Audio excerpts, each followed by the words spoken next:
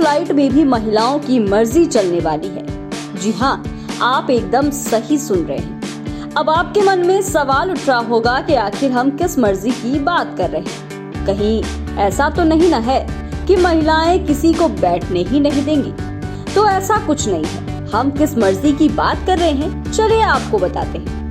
आपको बता दें कि महिलाएं अब अपनी मर्जी के मुताबिक अपनी सीट बुक कर सकती हैं। अब तो आप समझ ही गए होंगे कि हम किस मर्जी की बात कर रहे हैं। पूरी खबर क्या है, महिलाएं कैसे अपनी मर्जी के मुताबिक अपनी सीट बुक कर सकती हैं। चलिए हम आपको सब कुछ विस्तार से बताते हैं। दरअसल देश की प्रमुख एयरलाइन में से एक इंडिगो ने महिलाओं के लिए खास सर्विस की शुरुआत कर दी है।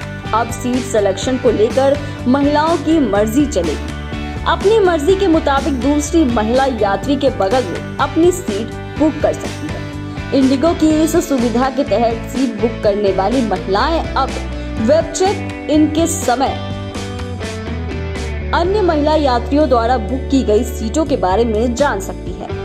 इंडिगो की महिला यात्री वेब चेक इनके टाइम पर ही देख लेंगी कि महिलाओं ने कौन कौन सी सीटें पहले से बुक कर ली है।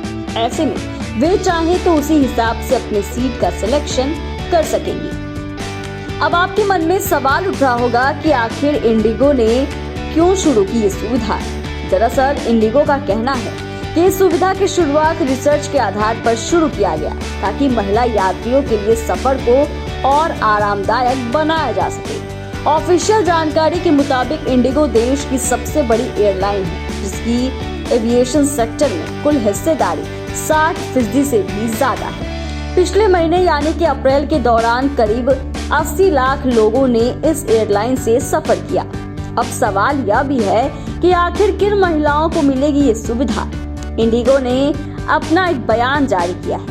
इस बयान में कहा गया है कि यह सुविधा केवल वेब चेक इन के दौरान महिला यात्रियों द्वारा बुक की गई सीटों के लिए पेश की गई है। यह खास तौर पर महिला यात्रियों के लिए, अकेले और साथ ही परिवार के साथ बुकिंग के लिए है। एक रिपोर्ट की माने तो इंडिगो को जनवरी-मार्च तिमाही में 1895 करोड़ रुपए का मुनाफा हुआ था।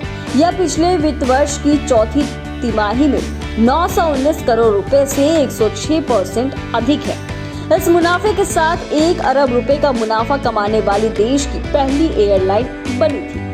एयरलाइन को रेवेन्यू 25.9% बढ़कर 17,825.30 करोड़ रुपए हो चुका है।